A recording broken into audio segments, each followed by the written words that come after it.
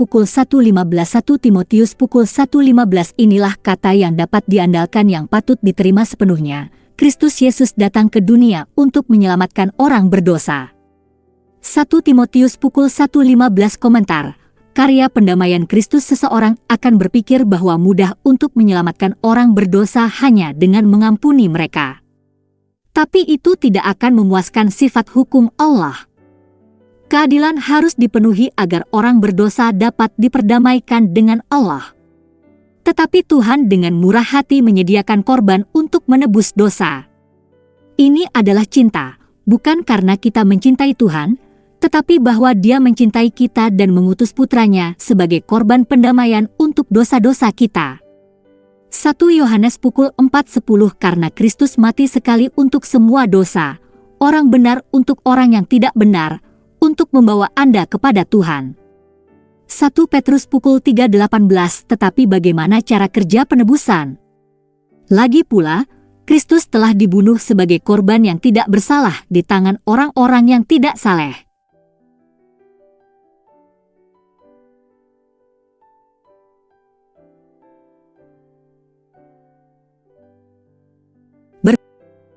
Berbicara kepada orang banyak di Yerusalem, Petrus berkata, "Orang ini diserahkan kepadamu oleh tujuan dan pengetahuan Allah sebelumnya, dan kamu, dengan bantuan orang-orang jahat, membunuhnya dengan memakukannya di kayu salib."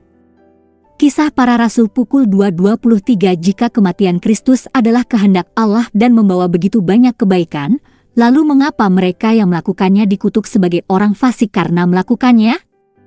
Saya ingat seorang ayah pernah ingat untuk memukul putranya karena kesalahan yang diduga, yang kemudian dia tahu bahwa putranya tidak bersalah. Jadi dia memberitahu putranya bahwa lain kali dia melakukan sesuatu yang pantas untuk pukulan seperti itu, dia tidak akan menerimanya, karena dia sudah dipukul. Kita juga tahu bahwa ketika orang benar menderita ketidakadilan, Tuhan memiliki kompensasi untuk mereka. Jika Anda menderita karena berbuat baik dan menanggungnya, itu terpuji di hadapan Tuhan.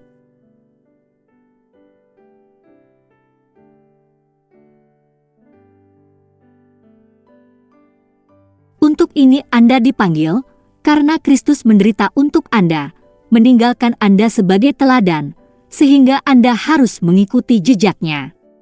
1 Petrus 2:20-21 Jadi ketika orang benar, Yesus Kristus, menderita secara tidak adil, Dia akan layak menerima upah yang besar. Namun demikian, apakah penderitaan itu cukup berharga untuk membayar satu orang saja? Lagi pula, penderitaan Kristus adalah hitungan jam di kayu salib, bukan selamanya di neraka. Dan bukankah tertulis, tidak ada yang dapat menebus nyawa orang lain atau memberikan tebusan kepada Tuhan untuknya tebusan nyawa mahal?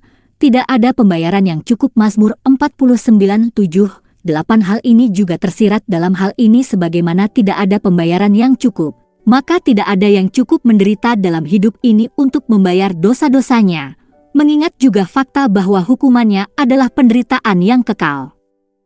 Perbedaannya adalah bahwa Yesus lebih dari seorang manusia.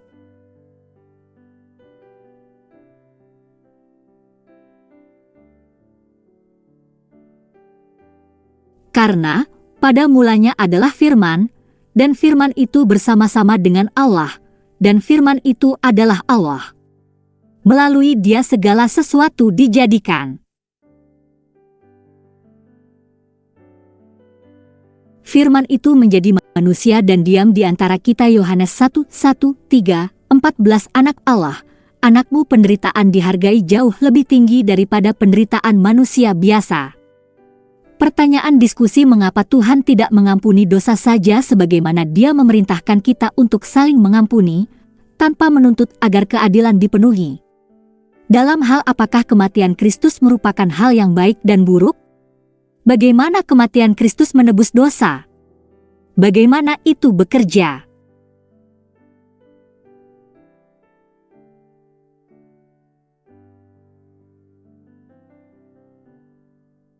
Mengingat Mazmur 49:7-8, dapatkah seseorang cukup menderita dalam hidup ini untuk membayar dosa mereka sendiri?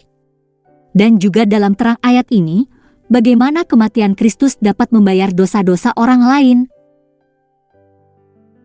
Pengakuan iman Tuhan Yesus Kristus, saya mengakui dosa-dosa saya, dan saya bertobat dari dosa-dosa saya, dan saya mengakui Tuhan Yesus Kristus sebagai satu-satunya dan cukup juru selamat hidup saya, menulis nama saya dalam buku kehidupan. Roma 10:9. Jika kamu mengaku dengan mulutmu bahwa Yesus adalah Tuhan dan percaya dalam hatimu bahwa Allah telah membangkitkan Dia dari antara orang mati, kamu akan diselamatkan. Roma 10:9.